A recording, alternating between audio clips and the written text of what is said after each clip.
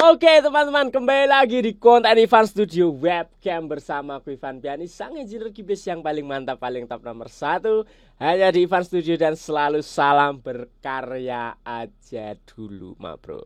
Halo teman-teman, sampai jumpa lagi. Nah, di video kali ini aku akan membahas tentang hal yang sangat sederhana teman-teman sebenarnya, tapi ini masih banyak orang yang tidak tahu atau masih bingung. Dari teman-teman itu masih bingung tentang yang namanya frekuensi teman-teman, atau EQ lah, atau ya pokoknya yang berhubungan tentang frekuensi. Jadi ketika mixing kalian itu bingung bagaimana caranya meng-EQ dan apa sih patokannya sebenarnya biar enak untuk meng-EQ, hasilnya enak didengar itu seperti apa gitu. Nah, di sini aku mau menjelaskan hal yang sederhana yang sampai saat ini aku masih pakai teman-teman, dan bisa kalian jadiin acuan teman-teman ya. Kalian bisa mempelajari ini sebagai landasan atau sebagai pondasi, sebagai basic untuk kita mixing teman-teman. Nah, yaitu adalah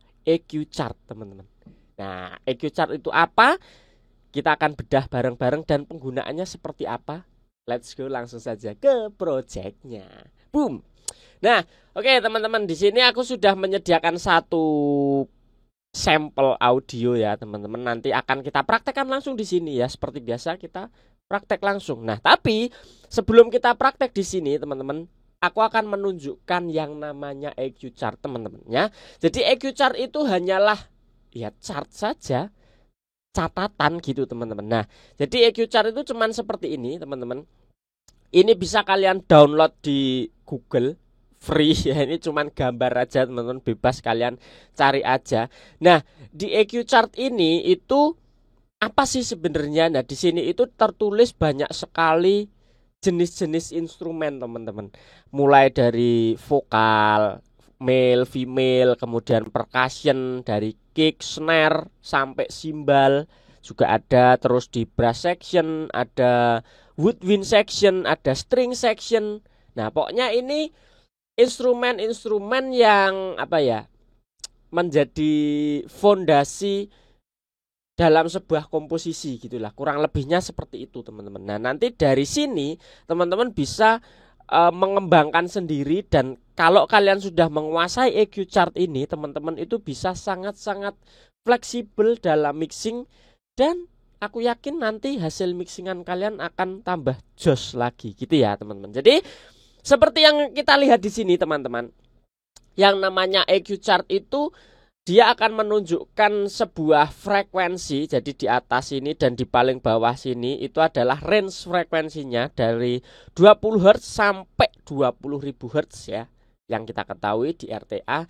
Nah, di sini sudah ada pedomannya teman-teman. Kalau misalkan nih male vokal, nah dia itu yang warna biru ini teman-teman, warna biru ini tuh sebagai pondasi frekuensinya atau fundamental frekuensinya. Itu kalau male berarti ada di ya ini sekitar 110 katakanlah gitu ya, sampai 900-an nih warna birunya. Nah, 900 ke atas sampai kurang lebih 9.000-an katakanlah begitu. Ini adalah harmoniknya teman-teman, atau harmonik frekuensinya. Jadi yang orange ini itu adalah harmoniknya ya teman-teman. Ada fundamental dan ada harmoniknya. Setiap instrumen begitu semua. Nah, kemudian di instrumen-instrumen selanjutnya pun juga begitu. Kalian bisa baca sendiri-sendiri ya teman. Aku tidak akan menjelaskan secara detail per instrumen karena ya udah cuman gitu aja cara bacanya. Yang biru itu fundamental, kemudian yang orange itu adalah harmonik frekuensinya gitu. Jadi kalau misal kalian mau mixing kick nih, nah kick itu fundamental frekuensinya ada di berapa? Nah, di sini tertulis sekitar 50 Hz sampai di sini katakanlah ini ya 500, nah, 510 Hz.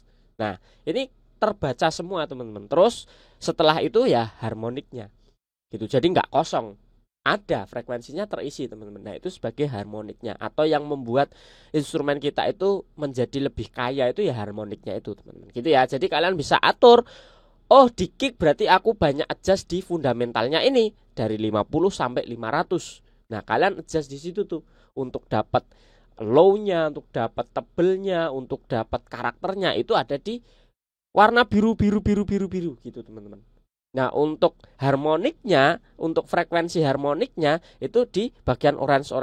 Ketika kalian misalkan ngebus vokal laki-laki atau male gitu di bagian 2000 misalkan. Nah, berarti kalian sedang ngebus karakter atau warna dari harmonik frekuensinya si vokal tersebut, bukan fundamentalnya gitu ya. Ini secara basic sekali lagi ya, teman-teman. Sesuai dengan teori yang dibuat oleh si pembuat EQ chart ini gitu. Jadi ini bukan patokannya harus seperti ini, tidak, tapi ini adalah sebagai fondasi awal kalian yang baru belajar frekuensi. Nah, di sini yang lebih penting, teman-teman, aku akan menjelaskan sedikit saja tentang istilah-istilah yang ada di bawah sini, teman-teman. Nah, ini yang sering banget kita sebutkan atau di dunia audio itu sering banget kita mendengar istilah-istilah ini kayak rumble, kemudian punch, kemudian crunch, sibilance dan lain sebagainya. Nah, sebenarnya apa sih, teman-teman? Nah, di sini ada beberapa poin atau beberapa istilah yang nanti mungkin akan menjadi highlight yang sering kita dengar, teman-teman. Nah, di sini kita akan bedah dan kita akan praktekkan langsung nanti, teman-teman, gitu ya. Jadi kita mulai dari yang bawah ini, teman-teman. Ada chest atau thumb. Ini kan dibagi nih, teman-teman. Sebelumnya ini kan dibagi nih dari sub, kemudian bass, kemudian mid range, kemudian high mid sampai high frekuensi. Nah, kita bahas dari yang sub-nya dulu. Sub itu terbagi menjadi 3. Di sini ada chest, ada rumble, kemudian ada ground ya, teman-teman. Nah, chest itu adalah sub yang benar-benar menggelegar. Kalau teman-teman nonton konser terus dada kalian atau jantung kalian deg deg deg gitu. Nah, itu adalah frekuensi chest-nya, teman, atau tamnya ini. Itu ada di frekuensi 20 sampai 30 Hz nih, teman-teman. Nah, kita bisa baca di sini, teman-teman. Enaknya EQ chart itu begitu.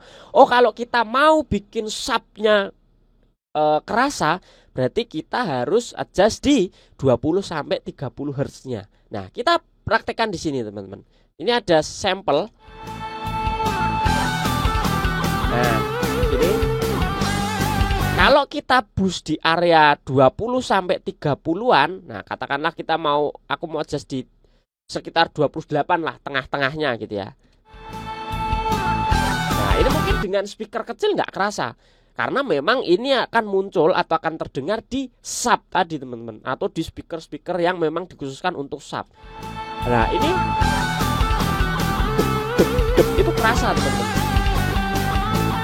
Nah, apalagi dengan loudness yang kenceng, nah ini akan lebih terasa lagi, teman-teman. Nah, itulah yang namanya chest atau thumb itu tadi. Nah, di atasnya, teman-teman, yang biasanya kalian permasalahkan adalah rumble. Nah, rumble itu apa? Atau sebenarnya nih, rumble itu berada di tengah-tengah, dapat dari 25 sampai 40 Hz, teman-teman. Nah, itu terjadi rumble. Rumble itu adalah frekuensi yang bergemuruh, teman-teman. Jadi kayak low frekuensi yang ngegulung. Nah, teman-teman biasanya menyebutnya itu ngegulung, frekuensinya ngegulung. Nah, bahasa kerennya itu adalah rumble, teman-teman ya. Rumble itu ada di 25 sampai di 40.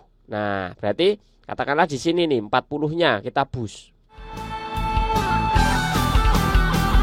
Nah, tuh. Semakin banyak, misalkan nih bassnya kita 40 Hz-nya tidak terkontrol, kick 40-nya kenceng, ada gitar nanti 40-nya kenceng, vokal ada 40 Hz-nya kenceng. Nah, ini akan terjadi rumble, teman-teman.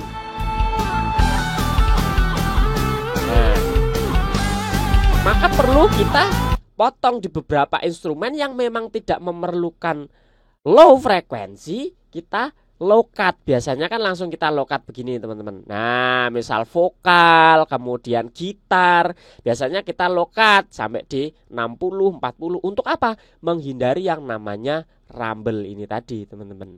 Ya, itulah rumble atau ngegulung.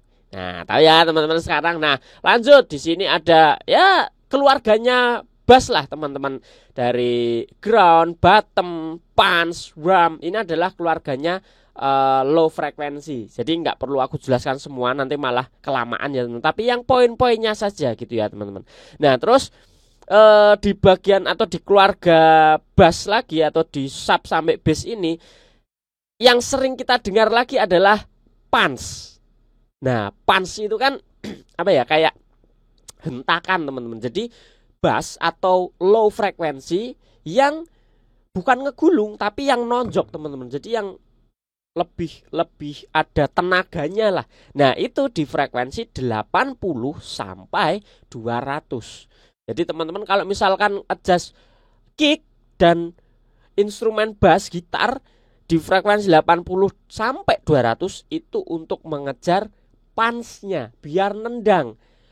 Mas gimana biar drumku itu nendang? Berarti kalian harus perhatikan di frekuensi tersebut 80 sampai 200. Maka drum kalian akan lebih punch. Gitu teman-teman. Secara logika saja begitu. Kalau kalian bisa membaca EQ chart ini dengan baik, maka kalian bisa mengeksekusi instrumen kalian dengan tepat juga. Gitu. Oh, aku mau drumnya punch. Ya sudah, berarti area sekitar ini tadi frekuensi yang kita tunjukkan di EQ chart. Nah, 80 sampai 200 itu adalah frekuensi-frekuensi punch. Ini aku adjust secara ekstrim supaya teman-teman ngerasain perbedaannya ya.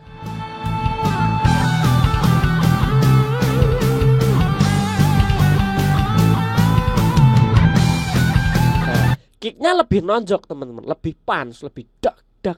Nah, itulah punch teman-teman. Oke. Kemudian selanjutnya ada drum ya, frekuensi-frekuensi yang soft, hangat gitu ya, teman-teman. Kemudian di sini ada honky.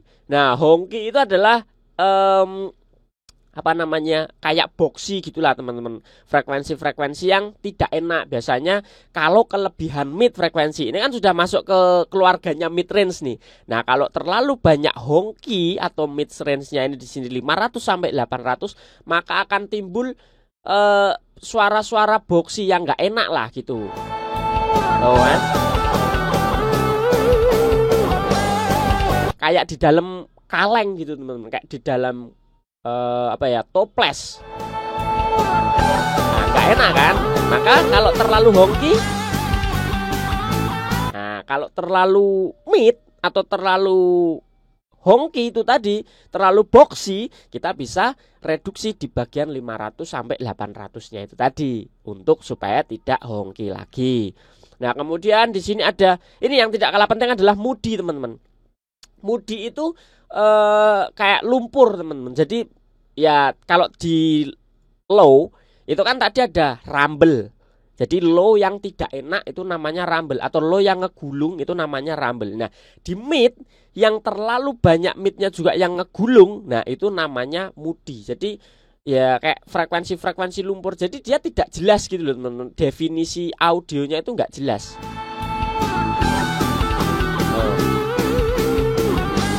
Dari 200 sampai 500. Nah, biasanya 250 nih yang dibenci para engineer nih. Tuh. Jadi nggak jelas ini definisinya itu mau mendengar apa, cuma wung wung wung wung gitu.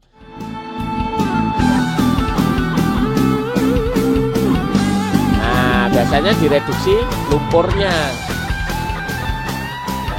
Jadi lebih lebih jelas, lebih detail audio kita itu karena lumpurnya sudah kita bersihkan gitu. Ya, teman-teman, itu adalah mudi, honky dan lain sebagainya ya. Teman-teman di sini ada whack, ada tini, yaitu ini energi, teman-teman. Kalau 1000 di bagian whack-nya ini atau tini itu adalah sebagai energi sebuah audio kita. Jadi semakin kalian ngeboost di 1000 sampai di sini 1600 itu audio kalian itu semakin berenergi atau semakin menonjol. Nah gitu. Kalau audio kalian itu ingin dominan, maka frekuensi inilah yang harus kalian boost atau kalian adjust lagi supaya audio kalian bisa lebih dominan dibandingkan audio yang lain. Contoh vokal gitu ya. Atau misalkan ada lead gitar, pengen dia di depan. Nah, ini teman-teman 1000 sampai 1600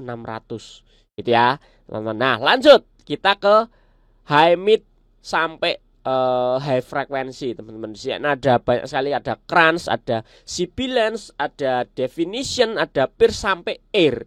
Nah, ini adalah high frekuensi, di mana aku menyimpulkan teman-teman kalau high frekuensi di sini itu berkaitan dengan yang pertama adalah clarity.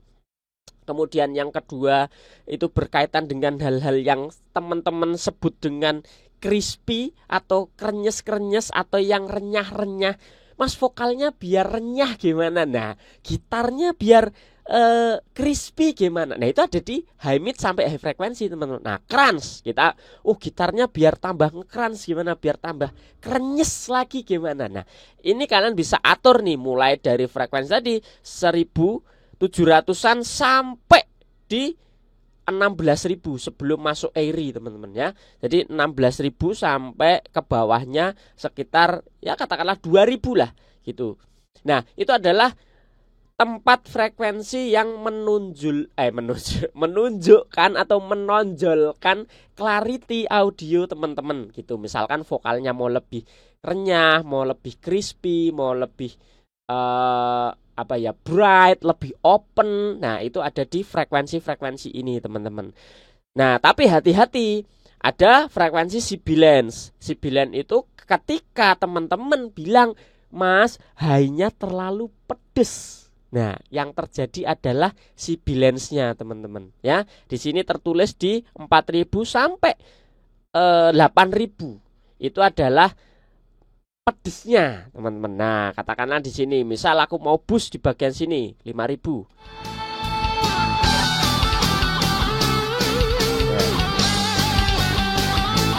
Open, teman-teman, high-nya bagus, tapi terlalu over, maka terjadilah pedes atau sibilance.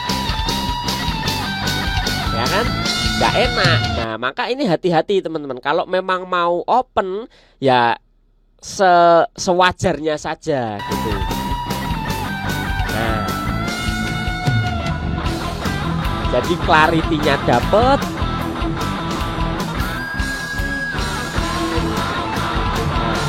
clarity-nya dapat, bright-nya dapat, tapi tidak sibilance atau tidak sampai over high frekuensi. Nah, gitu ya, teman-teman. Terus di sini ada definition yang tadi aku bilang ya, clarity, untuk meningkatkan clarity atau kejelasan dari audio kita.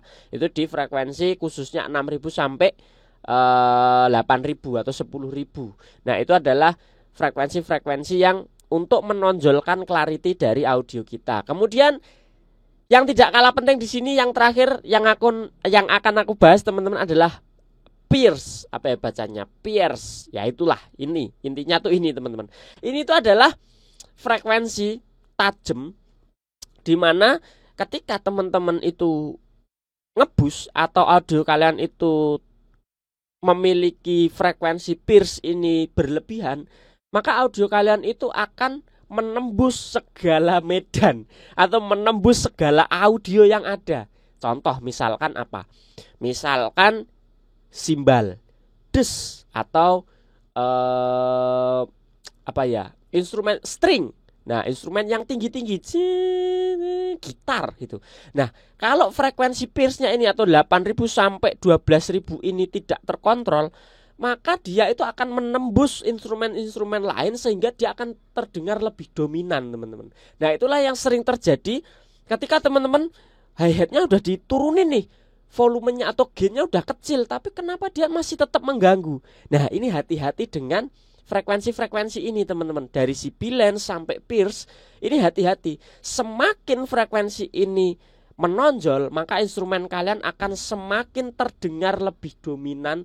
Walaupun itu di panning, hard panning, gainnya dikecilin, instrumennya tipis, tapi kalau pierce-nya ini kenceng, maka audio kalian itu akan dominan. Nah, itu. Jadi ketika teman-teman sudah tahu, oh ternyata efek dari pierce itu begitu, efek dari sibilance itu begitu. Nah, sekarang teman-teman bisa menentukan, oh kalau vokalku pengen menonjol, harus diapain nih, kan gitu. Oh, kalau bassku dan drumnya pengen pas, harus diapain frekuensinya. Oh, kalau gitarnya dan stringnya terlalu tajam, aku harus reduksi nih di bagian sibilance dan pierce-nya, berarti supaya tidak mengganggu clarity dari vokal misalkan. Nah, gitu ya teman-teman. Jadi dari EQ chart yang hanya seperti ini saja, hanya contoh ya cuman kayak gini teman-teman, cuman tulisan dan warna-warna kayak gini kan. Tapi ini sangat membantu sekali buat teman-teman, terkhusus buat teman-teman yang mungkin baru belajar atau baru memulai di dunia recording, khususnya mixing dan mastering gitu ya. Sekali lagi ini aku hanya menyampaikan sedikit aja secara basic yang semoga membantu teman-teman gitu ya. Kalau teman-teman sudah pro, sudah ahli, telinganya sudah sudah di atas rata-rata, mungkin sudah tidak membutuhkan ini ya teman-teman. Tapi sekali lagi ini sangatlah penting teman-teman. EQ chart kalian bisa download di Google atau nanti aku taruh linknya di deskripsi juga, teman-teman bisa download gitu ya teman-teman. Jadi selamat belajar EQ chart, selamat membaca EQ chart. Dan kalau masih bingung teman-teman bisa komen-komen di kolom komentar seperti biasa, nanti akan aku balas dan akan aku jawab teman-teman. Oke, sampai bertemu lagi di konten selanjutnya. Salam audio dan jangan lupa untuk terus berkarya aja dulu. God bless you teman-teman. Bye-bye.